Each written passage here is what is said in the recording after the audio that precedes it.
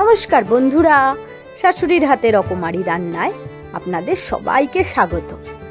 আজ আমি আপনাদের সাথে শেয়ার করব ঠাকুরকে ভোগ নিবেদনের জন্য পাঁচমিশালি তরকারি রেসিপি। তা চলুন রেসিপিটি শুরু করা যাক।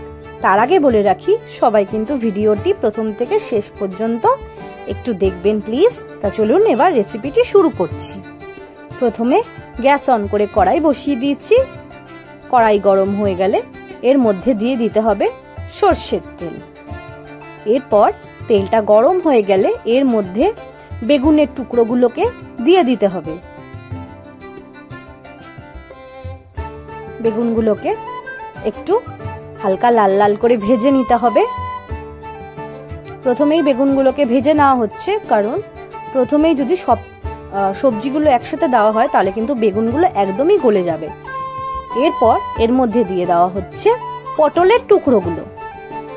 এবার পটলটাকে কিন্তু একটু ভালোভাবে ভেজে নিতে হবে।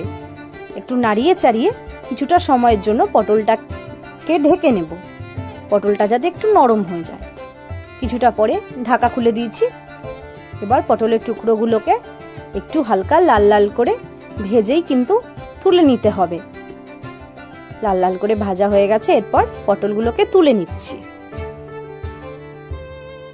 দেখুন, এরপর ওই কড়াইতেই দিয়ে দেব পরিমাণ মতো তেল, দিয়ে দেব 5 ফোড়ন। এবার এর মধ্যে দিয়ে দেব 1 চামচ লবণ দেওয়া হলো। এরপর দিয়ে দেব 1 চামচ হলুদ, দিয়ে দেব 2টো তেজপাতা আর আদা বাটা আর কাঁচা লঙ্কা। ভালোভাবে তেলের সাথে আদা বাটাটা কষিয়ে এর মধ্যে দিয়ে দিতে হবে গাঁঠি কচুর টুকরোগুলোকে। গাঁঠি কচুটাকে ভালোভাবে একটু নাড়িয়ে চাড়িয়ে নিচ্ছি। গাঁঠি কচু সেদ্ধ হতে কিন্তু একটু সময় লাগে, তাই কিছুটা সময়ের জন্য গাঁঠি কচুগুলোকে একটু ঢেকে দিতে হবে। কিছুটা সময়ের পরে ঢাকা খুলে দিয়েছি।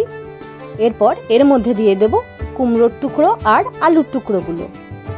কুমড়ো আলুর টুকরোগুলোকে কিন্তু এবার গাঁঠি কচুটার সাথে ভালোভাবে নাড়িয়ে চাড়িয়ে নিতে হবে। পুরো রান্নাটা কিন্তু ঢেকে ঢেকেই হবে। কিছুটা সময়ের পরে আবার ঢাকা খুলে দিয়েছিলাম সেদ্ধ হওয়ার জন্য। আবার একটু নাড়িয়ে চাড়িয়ে এর মধ্যে দিয়ে দিচ্ছি পরিমাণ মতো চিনি।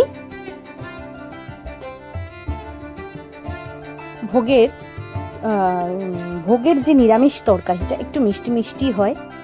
এরপর এর মধ্যে দিয়ে দিচ্ছি সামান্য জল। কিছুটা সময়ের জন্য কিন্তু আবার ঢেকে দেব সবজিগুলো সেদ্ধ হওয়ার জন্য।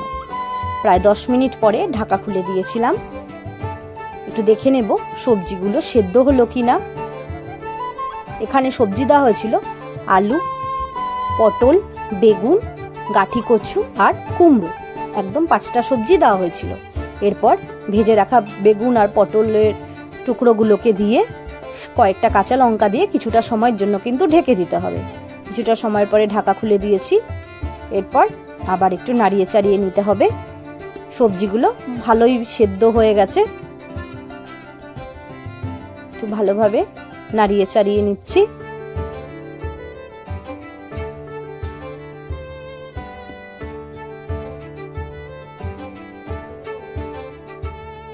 দেখুন, রেসিপি কিন্তু একদমই রেডি আমাদের। এই ভোগের নিরামিষ তরকারি কেমন লাগলো অবশ্যই জানাবেন। সবাই একবার ঠিক এইভাবে অবশ্যই ট্রাই করবেন। আমি জানি আপনারা সবাই জানেন, তাও আবার বলছি। তা বন্ধুরা, রেসিপিটি যদি ভালো লেগে থাকে তাহলে কিন্তু আমার ভিডিওটিকে একটা লাইক করে দেবেন আর আমার চ্যানেলটিকে অবশ্যই সাবস্ক্রাইব করে দেবেন। আজ তবে এটুকুই থাক। দেখা হবে আবার নতুন নতুন দারুণ দারুণ রেসিপি নিয়ে।